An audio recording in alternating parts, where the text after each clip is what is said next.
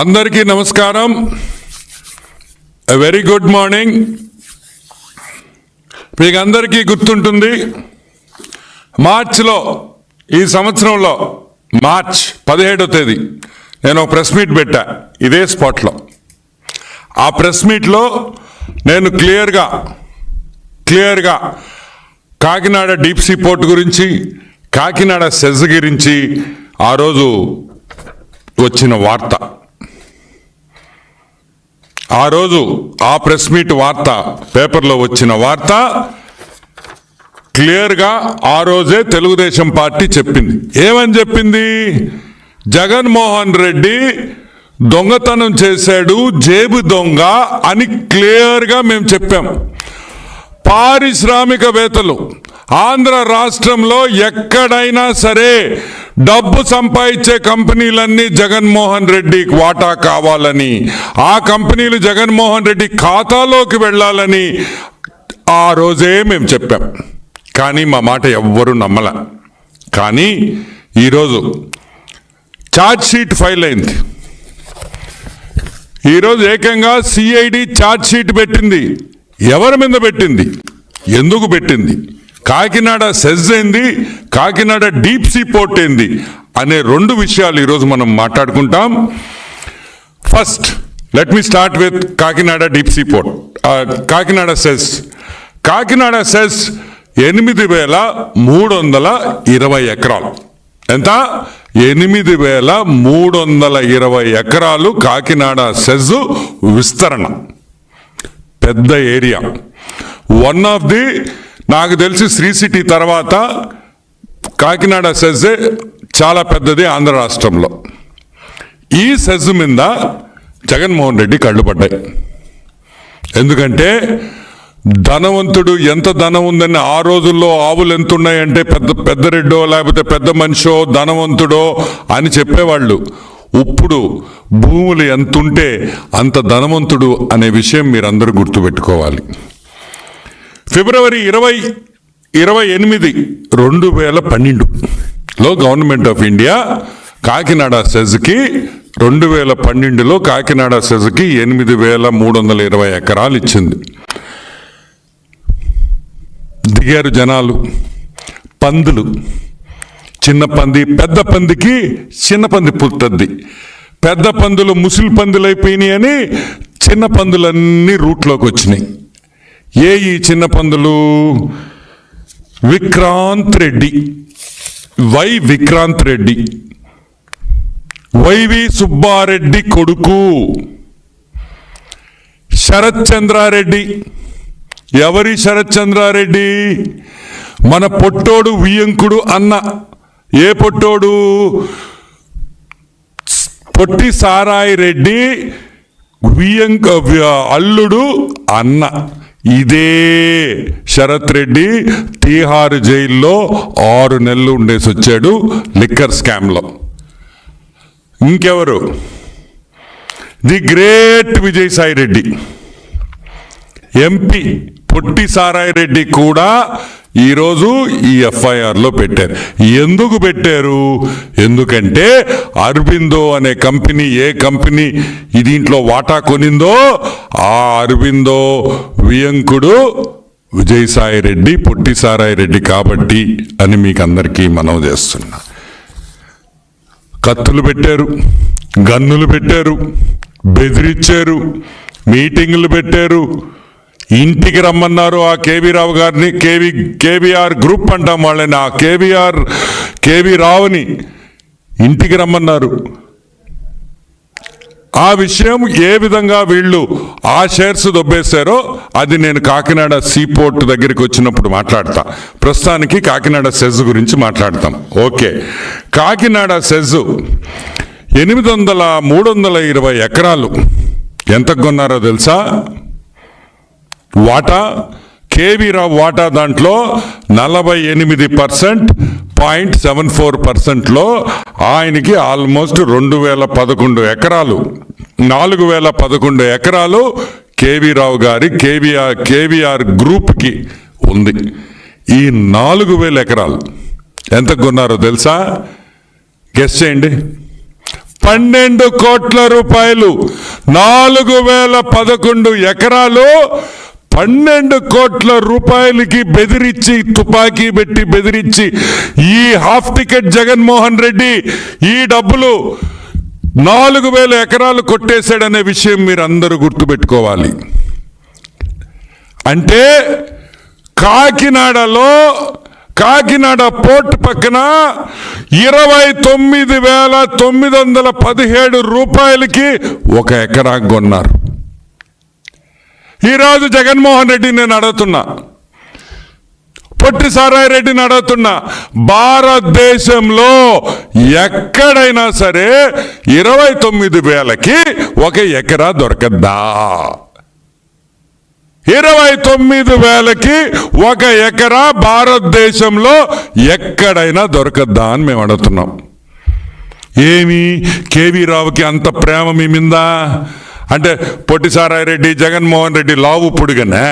పొడుగైతే కాదు, లావు అయితే కాదు. మరి ఏమి చూసి నీకు 29,000 రూపాయలకి 1 ఎకరా ఇచ్చారు? నీలో ఏముందని ఇప్పుడు నేను అడుగుతున్నా. పొట్టి సారాయి రెడ్డి, జగన్మోహన్ రెడ్డిని ఇద్దరిని అడుగుతున్నా. జగన్మోహన్ రెడ్డి, నీకు బెంగళూరులో ప్యాలెస్ ఉంది కదా, 1 కోటి రూపాయలకి ఇచ్చేస్తానాక ఇచ్చేస్తావా అని అడుగుతున్నా.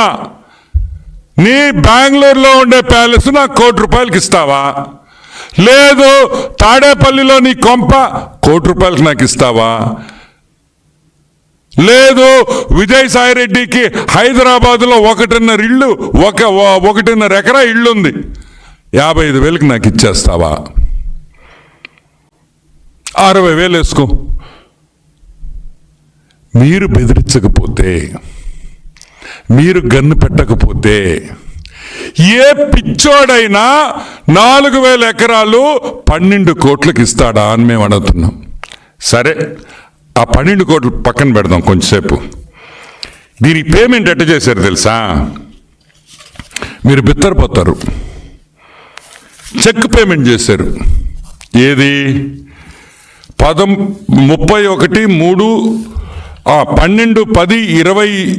2020లో అగ్రిమెంట్ చేసుకొని 31/3/2021 అంటే 6 నెలల తర్వాత చెక్ పేమెంట్ ఇస్తారా 12 కోట్లకి? ఏందయ్యా ఈ ఆశ్చర్యం అని అడుగుతున్నాం. అసలు ఏమి జరుగుతుంది? 12 కోట్లు 4,000 ఎకరాలు తీసుకోవడం ఏంది? 12 కోట్లు డబ్బులు చెక్ పేమెంట్ ఇవ్వడం ఏంది? ఆ చెక్ జూన్లో వేసుకోమని మార్చి డేట్ వేసి జూన్లో పేమెంట్ చేయడం ఏంది? 6 నెలలు అంటే మీరు అగ్రిమెంట్ చేసుకొని 4,011 ఎకరాలు 12 కోట్ల రూపాయలకి అగ్రిమెంట్ చేసుకొని మీరు 6 నెలల తర్వాత చెక్ క్లియర్ చేసిస్తారా 12 కోట్లకి? ఈరోజు మేము అడుగుతున్నాం, ఇది దోపిడీ కాదా అని మేము అడుగుతున్నాం. చెప్పండి. ఈరోజు సాక్షి పేపర్లో ఇష్టం వచ్చినట్టు రాస్తున్నారు కదా, మీ ఆస్తులు ఇస్తారా మాకు? 6 నెలలు చెక్ వేసి ఇస్తే మీ ఆస్తి మాకు రాసి ఇచ్చేస్తారా? ఎక్కడ న్యాయం అని అడుగుతున్నాం. అంటే ఏదైనా కంపెనీ డబ్బులు సంపాదిస్తుందంటే ఆ కంపెనీని కైవల్సం చేసుకోవాలి.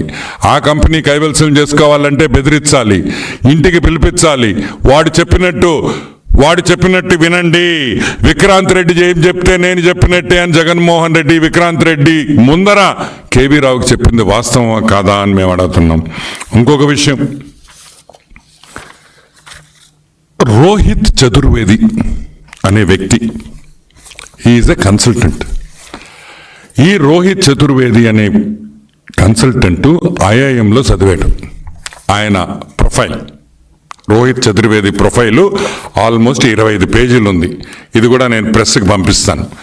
ఈ రోహిత్ చతుర్వేది అనే వ్యక్తి ఒక కన్సల్టెంట్, ఐఐఎం బెంగళూరులో చదువుకున్నాడు, క్రిసల్లో పనిచేశాడు, కేపీఎంజీలో కన్సల్టెంట్గా పనిచేశాడు, ఎస్ఆర్ పోర్ట్స్లో పనిచేశాడు, Egypt, Tamil Nadu, Kandla port, Tanzania, IRCTC, వీళ్ళ World Bank, Namibia, Asian Development Bank, Visakhapatnam port. ఈయన కాకినాడ సెజ్ గురించి ఒక రిపోర్ట్ ఇచ్చాడు. ఇంత రినౌండ్ ప్లేయర్ కన్సల్టెంట్ ఒక రిపోర్ట్ ఇచ్చాడు. ఏమనిచ్చాడు రిపోర్టు? ఏమనిచ్చాడంటే మొత్తం కాకినాడ సెస్ గురించి మొత్తం రాస్తూ ఆయన ఇచ్చిన వాల్యుయేషన్ తీస్తే మీ కళ్ళు జిర్యలంటాయి మనకి. 8,230.48 ఎకరాలు, ఒక్కొక్క ఎకరా రేటు 50,24,000 రూపాయలు. ఆయన ఇచ్చిన వాల్యుయేషన్ రిపోర్ట్ రాజీవ్ చతుర్వేది అనే కన్సల్టెంట్ ఇచ్చిన వాల్యుయేషన్ వచ్చి 50 లక్షల రూపాయలు ఒక ఎకరాకి ఇచ్చాడు. అంటే 4,000 ఎకరాలకి మీరే క్యాలిక్యులేట్ చేసుకోండి ఎంత అవుతుందో. 4,135 కోట్ల రూపాయలు. అంటే కేవీ రావు షేర్కి 2,000 కోట్ల రూపాయలు వాల్యుయేషన్ వేశారు ఈ 4,000 ఎకరాలకి. అంటే 2,000 కోట్ల 2,000 ఎకరాలకి 12 కోట్లు ఇస్తారా? 2,000 కోట్లకు గాను. ఈరోజు నేను అడుగుతున్నా, ఇది న్యాయమా ధర్మమా అని అడుగుతున్నాం. ఇది బెదిరించడం కాదా? ఇది గన్ను పెట్టుకొని లాక్కోవడం కాదా? ఏమంటారు? 2,000 కోట్ల ఎస్టిమేషన్ వేసిన 2,000 ఎకరాలకి మీరు ఎంత తీసుకుంటారు? 12 కోట్లకు తీసుకుంటారా? 2,000 కోట్లు ఎక్కడా, 12 కోట్లు ఎక్కడా అని మేము అడుగుతున్నాం. ఇది బెదిరించడం కాకపోతే ఏంది అని అడుగుతున్నాం. సరే, దీనికైనా పేమెంటు ఆ 12 కోట్లు దాని అమ్మబడరే రే. 2,000 కోట్ల భూమి 12 కోట్లకి దొబ్బేశారు కదా. పేమెంట్ ఇల్లే, పేమెంట్ ఇర్రే, అది కూడా స్పాట్లా 6 నెలల తర్వాత ఇస్తారా? 2,000 కోట్ల రూపాయల భూములు 12 కోట్లకి తినేసి 12 కోట్ల రూపాయలకు చెక్ ఇచ్చి ఆ చెక్కు 6 నెలల తర్వాత బ్యాంకులో వేయమంటే అప్పుడు క్యాష్ అవుతుందా? ఏమంటారు? ఇది దోపిడీ అంటారా? దొంగతనం అంటారా? 429 అంటారా? ఏమనాలి? ఇది జగన్మోహన్ రెడ్డి హస్తంతో కాదా జరిగింది? జగన్మోహన్ రెడ్డి హస్తం లేదా? లేకపోతే ఎవడైనా పిచ్చిన కొడుకు ఈ ప్రపంచంలో 2,000 కోట్ల రూపాయలు ఆస్తిని 12 కోట్లకి ఇస్తాడా? ఏమైనా అర్థం ఉందా అని మేము అడుగుతున్నాం. సరే, సో ఇక్కడ 1,900 కోట్ల ప్రాఫిట్ వచ్చేసింది. సరే, కాకినాడ సీపోర్ట్కి వస్తాం. కాకినాడ సీపోర్ట్ ఎఫ్ఐఆర్ ఫైల్ అయిన తర్వాత ఈ 4 బ్రోకర్లు ఎవరు? వైవి సుబ్బారెడ్డి కొడుకు, పెద్ద బ్రోకర్ జగన్మోహన్ రెడ్డి, చిన్న broker Sarath Chandra Reddy, medium size broker మన పొట్టి సారాయిరెడ్డి. ఆదాన్ డిస్టిలరీస్ గురించి మీకు బాగా గుర్తుంది కదా. మనం ఎన్నోసార్లు ఆదాన్ డిస్టిలరీస్ గురించి మాట్లాడుకున్నాం. దొంగ సారా వ్యాపారం చేసి మనం వాళ్ళ డైరెక్టర్ లెవెల్లో కూడా, అది కూడా అరబిందో కంపెనీదే.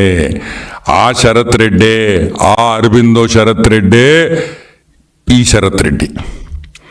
వీళ్ళు ఏం చేశారంటే కాకినాడ డీప్ సీ పోర్ట్ అనే కేవీ రావు గారి డీప్ సీ పోర్ట్, అది ఒక పోర్ట్ కాదు, 2 పోర్ట్లు. మీరందరూ కాకినాడ సీ పోర్ట్ ఒకటే అంటున్నారు. కాకినాడ సీ పోర్ట్ ఒకటి, కళింగ ఇంటర్నేషనల్ పోర్ట్ ఒకటి.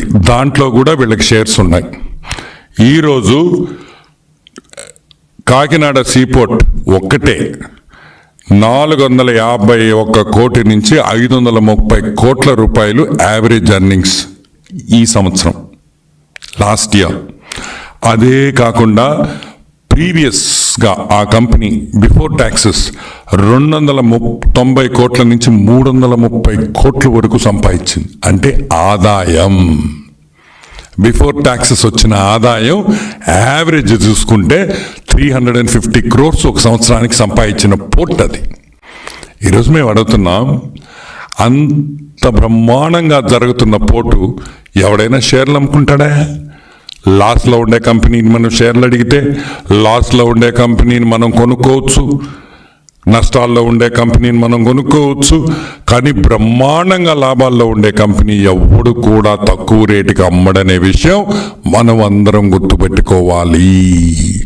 నేను ఒకటే చెప్తున్నా, బాగా ఆలోచించండి మీరందరూ. కాకినాడ డీప్ సీ పోర్ట్ని కైవల్సం చేసుకునేదానికి ఎంత మోసం చేశారో కూడా మీకు అందరికీ నేను మనవి చేస్తా ఉన్నా. ఏమయ్యా, కాకినాడ డీప్ సీ పోర్ట్ మీకు కావాలనుకున్న తర్వాత వెంటనే రంగంలోకి శ్రీకాంత్ రెడ్డి దిగుతాడు, శరత్ రెడ్డి దిగుతాడు, కేవీ రావుని బెదిరిస్తారు. గవర్నమెంట్ నుంచి ఎటువంటి కోఆపరేషన్ ఉండదు. అసలు గవర్నమెంట్ పట్టించుకోదు ఆ పోర్ట్ని, ఏమడిగినా లేవంటాయి.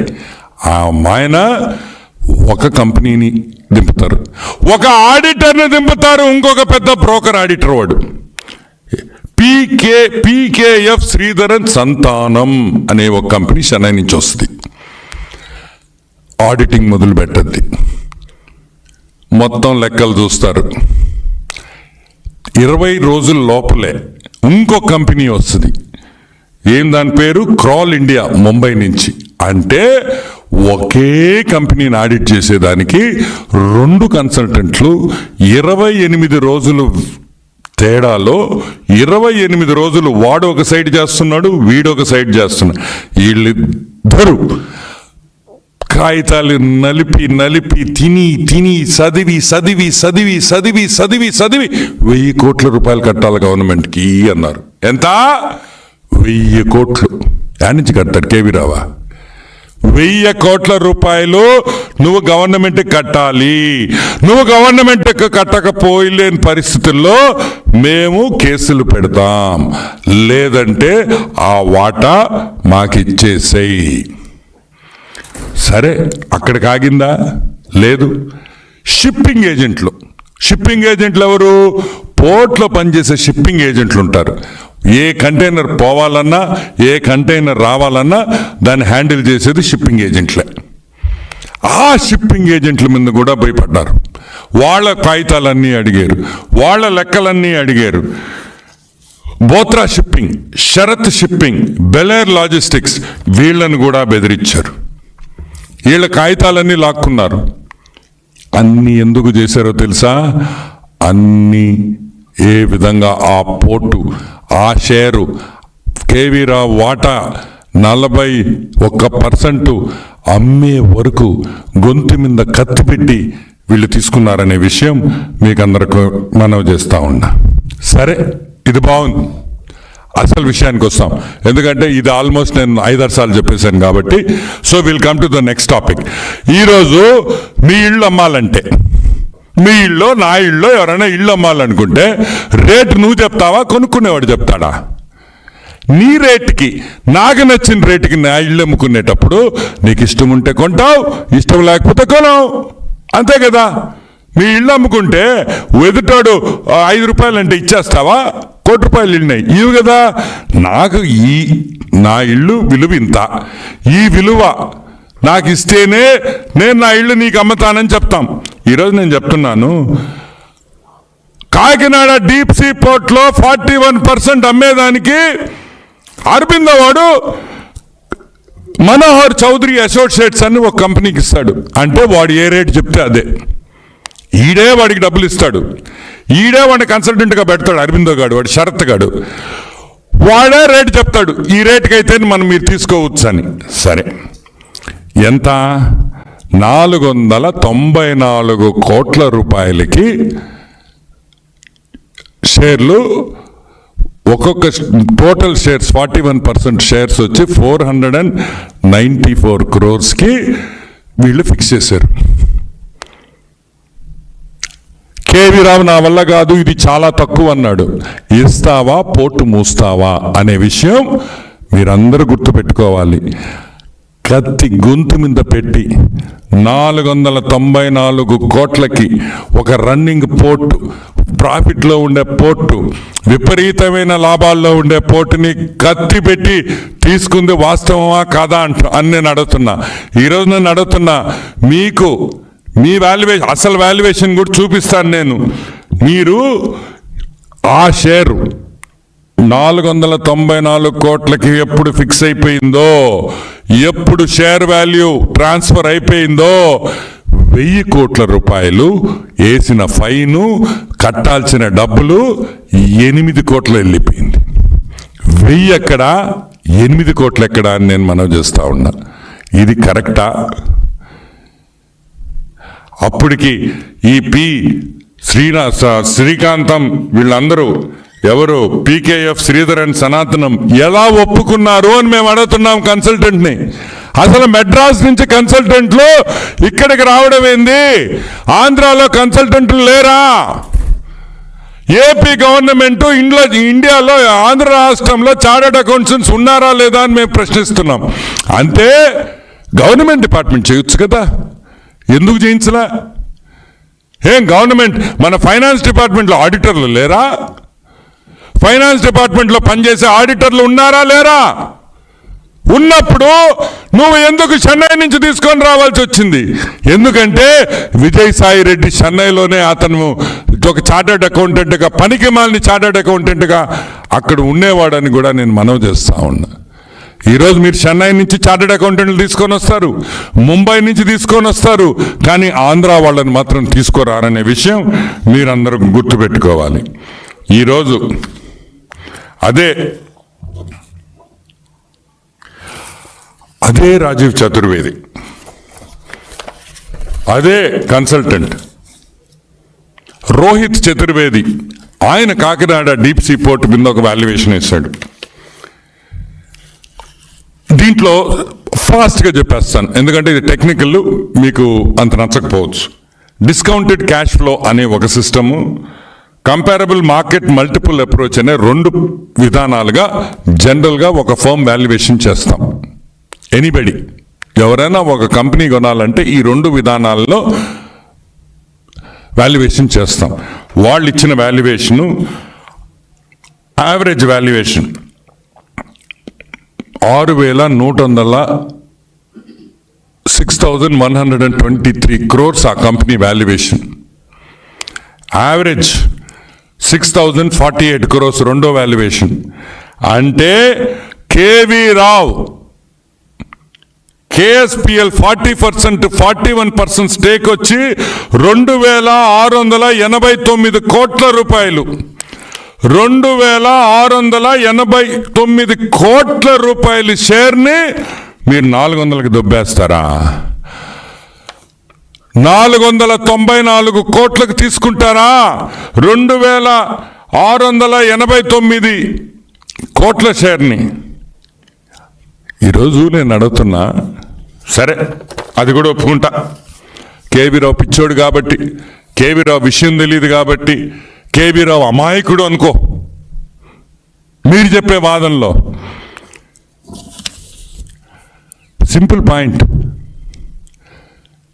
ఈరోజు ఆ మీరు పెట్టిన 496 కోట్లలో ఆల్రెడీ లాస్ట్ ఇయరే మీకు 380 కోట్లు వెనక్కి వచ్చేసింది కాకినాడ డీప్ సీ పోర్ట్ నుంచి. డివిడెండ్ అయితే ఏమి, ఐసీడీలు అయితే ఏమి, బెదిరించి ఐసీడీలో అరబిందో కంపెనీ తీసుకుందనే విషయం మీరు అందరికి గుర్తుపెట్టుకోవాలి. అవసరమైతే ఆ ఐసీడీలు ఏ ఇచ్చారు, ఎంతెంత అరబిందోకి ఇచ్చారనే విషయం కూడా మేము బయట పెడతాం. 380 కోట్లకి లాస్ట్ ఇయర్ మీరు పెట్టిన 494 కోట్లకి ఆల్రెడీ మీకు ఇంకొక 100 కోట్లు వచ్చేస్తే మీ డబ్బులు మీకు వచ్చేసినట్టు. అది కాకుండా కూడా ఐసిడి డిపాజిట్లు మీరు కాకినాడ డీప్ సీ పోర్ట్లో ఆ కంపెనీ నుంచి మీరు ఐసిడీలు తీసుకున్నారనే విషయం బాగా గుర్తుపెట్టుకోవాలని కూడా నేను మనవి చేస్తా ఉన్నా. ఈరోజు మేము ఒకటే అడుగుతున్నాం, అసలు ఈ ఎఫ్ఐఆర్లో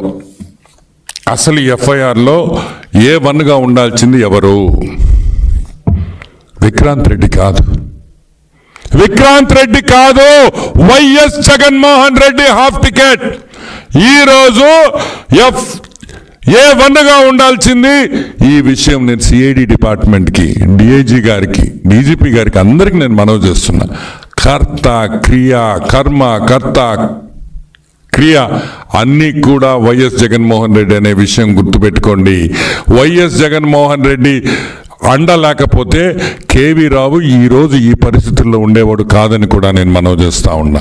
ఒక్కసారి గుర్తుపెట్టుకోండి, వెంటనే ఎఫ్ఐఆర్లో వైఎస్ జగన్మోహన్ రెడ్డి A1 కింద నమోదు చేయాలి.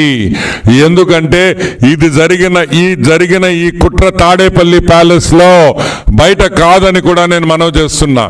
1000 కోట్లు 8 కోట్లు అయిందంటే, ఫైన్ అయిందంటే అది జగన్మోహన్ రెడ్డి హస్తం కాకుండా ఏ విధంగా అయిందనే విషయం మేము ఈరోజు ప్రశ్నిస్తున్నాం.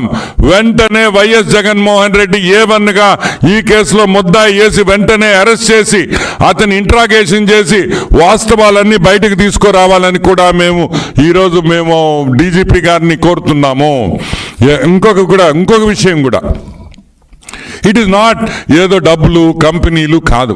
ఈరోజు ఆంధ్ర రాష్ట్రంలో ఒక్క ఇండస్ట్రియలిస్ట్ని మనం రమ్మంటే వణికిపోతున్నారు భయంతో అని కూడా నేను మనవి చేస్తా ఉన్నా.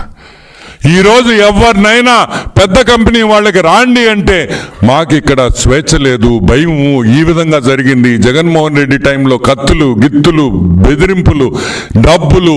మేము ఇక్కడ ఈ ఊరంటేనే ఆఖరాకి పెద్ద ఆఫీసర్స్ కూడా వచ్చేదానికి సిద్ధంగా లేరంటే ఈరోజు చంద్రబాబు నాయుడు గారు బతిమలాడాల్సి వస్తుంది. ఈరోజు ఏపీ గవర్నమెంట్ ఇండస్ట్రియలిస్ట్ని బతిమలాడే పొజిషన్లో మేము ఉన్నామని కూడా నేను మనవి చేస్తా ఉన్నా. మేము రాము లేదు, మారిపోయింది, ఇక్కడ స్వేచ్ఛ ఉంది, రాండి మీరు ఇండస్ట్రీస్ పెట్టుకోండి అని కాళ్ళు పట్టుకునే పరిస్థితుల్లో ఈరోజు ఈ ప్రభుత్వం ఉందని కూడా నేను మనవి చేస్తా ఉన్నా. ఇంకొక విషయం, నెలలు వద్దు, అన్ని ప్రూఫ్లు ఉన్నాయి. ఏ విధంగా జరిగింది మేము ఎప్పుడో చెప్పాం. వెంటనే వీళ్ళని అరెస్ట్ చేసి వెంటనే వీళ్ళు మళ్ళీ రకరకాలుగా కోర్టులకు పోయి సుప్రీంకోర్టుకు పోయి ఈ నాటకాలన్నీ లేకుండా వెంటనే దీన్ని క్లోజ్ చేసి వీళ్ళని జైల్లో పెట్టాలని కూడా నేను డీజీపీ గారిని మనవి చేస్తున్నా. ఎందుకు పెట్టాలి? ఒక ఇండస్ట్రియలిస్ట్ తప్పు చేసిన వాళ్ళు జైలుకి పోతే మిగతా ఫ్యాక్టరీలు పెట్టుకునేవాళ్ళు, మిగతా ఇండస్ట్రీస్ పెట్టుకునేవాళ్ళు కొంచెం ధైర్యం వస్తుంది. జగన్మోహన్ రెడ్డి నిజ స్వరూపం బయట పెట్టాలని మనస్ఫూర్తిగా కోరుకుంటున్నాను. Any questions? కేవీ రావు సైలెంట్గా ఎన్ని రోజులు ఎందుకున్నారు? కేవీ రావు సైలెంట్గా ఉండేడు కాబట్టే భూమి మీద ఉన్నాడు. కేవీ రావు సైలెంట్గా లేకుండా అని బాగుంటే అని కంప్లైంట్ వేసుంటే ఈరోజు దాన్ని ఏమంటారు, 3వ సంవత్సరం దినం ఏమంటారా, మూడో వర్ధంతి చేసుకునేవాడు.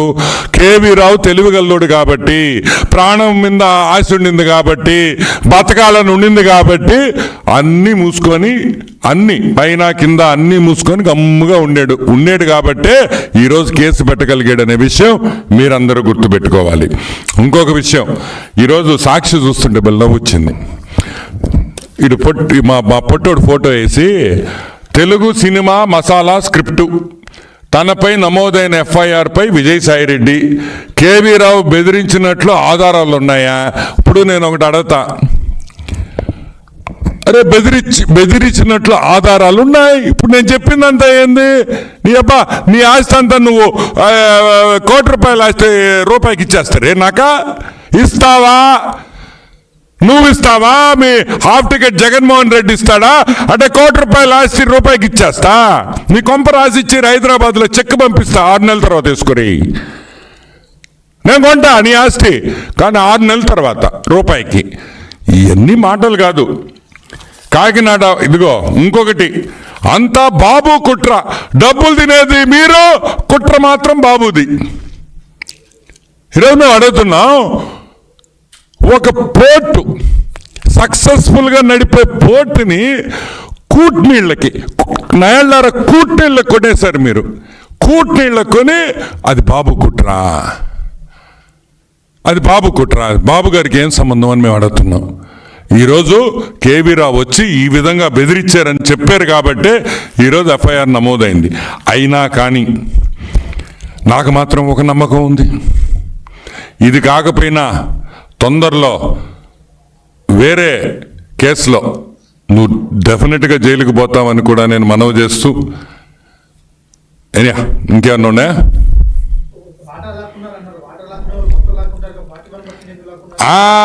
కేవీ రావు అదృష్ట వాటా. Okay, I just repeat the question, మీకు వినిపించిందో లేదో.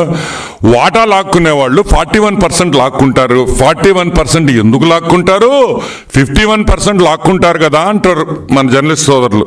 ఈరోజు మేము అడుగుతున్నాం, కేవీ రావు అదృష్టవంతుడు. ఆ కేవీ రావుని ఆ వెంకటేశ్వర స్వామి కరుణించాడు. ఆ 48% ఎక్కడుందో తెలుసా? ఇక్కడ లేదు. 48% అమెరికన్ సిటిజన్స్ దగ్గర ఉంది, అమెరికా కంపెనీస్లో ఉంది, అమెరికా నేషన్లోనూ ఉంది. ఆ అమెరికాలో 48% ఉంది కాబట్టే ఈరోజు ఇంకా కేవీ రావు ఆ కంపెనీలో ఉన్నాడు. లేకపోతే Kakinada deep sea port gate కాడ పెట్టించుండేవాడు, మంచి యూనిఫారం వేసి. జగన్మోహన్ రెడ్డి, శరత్ చంద్రారెడ్డి వస్తే సెల్యూట్ కొడతా. ఈ ఒక్కటే గుర్తుపెట్టుకోండి, కేవీ రావు అదృష్టం, కేవీ రావుకి దేవుడు చేసిన మేలు ఆ 48% అమెరికాలో ఉండడం.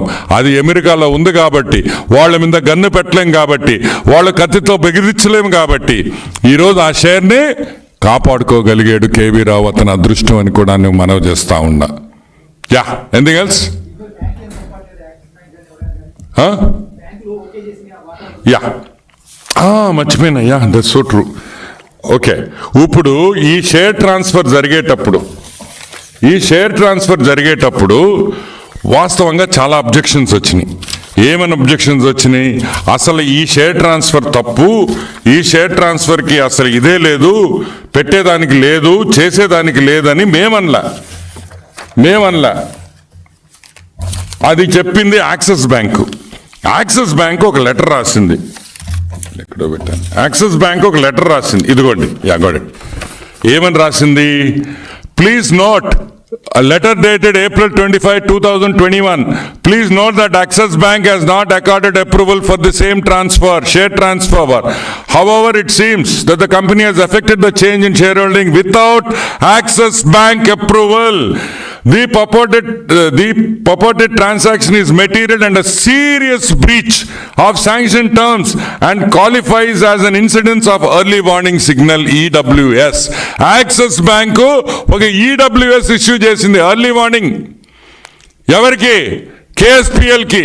ఈ షేర్ హోల్డింగ్ మేము ఒప్పుకోం, ఈ షేర్ హోల్డింగ్ తప్పు, ఇది చేసేదానికి లేదు, ఇది చట్ట విరుద్ధం అని యాక్సిస్ బ్యాంక్ ఒక లెటర్ ఇచ్చింది. అయినా కూడా లెక్క చేయకుండా ఈరోజు అన్ని షేర్ ట్రాన్స్ఫర్లు జరిగిపోయినాయి. కాబట్టి వెంటనే దీని మీద చర్యలు ఉండాలి. ఇది ఇంకొకసారి ఆంధ్ర రాష్ట్రంలో జరగకూడదు. ప్రభుత్వాలు ఏదైనా ఉండొచ్చు, ఎవరైనా పవర్లో ఉండొచ్చు, కానీ రాష్ట్రానికి వచ్చే ఇండస్ట్రీస్కి సెక్యూరిటీ లేకపోతే ఎవరు వస్తారు, ఎందుకు రావాలా అనే విషయం మనమందరం గుర్తుపెట్టుకోవాలి. దీని మీద వెంటనే యాక్షన్ ఉండాలి. వైఎస్ జగన్మోహన్ రెడ్డి ముద్దాయి నంబర్ 1గా వేయాలి. అదేవిధంగా తాడేపల్లి ప్యాలెస్లో నడిపిన బ్రోకర్ నాయాళ్ళు 2-3 ఉన్నారు. ఒకడు ధనుంజయ రెడ్డి, ఒకడు సజ్జల రామకృష్ణారెడ్డి. ఈ యదవల్ని కూడా ఎఫ్ఐఆర్లో చేర్చాలని మనస్ఫూర్తిగా కోరుకుంటూ సెలవు తీసుకుంటున్నాను. ఎనీథింగ్ ఎల్స్ నా? ఏమైనా ఉన్నాయా? ఓకే.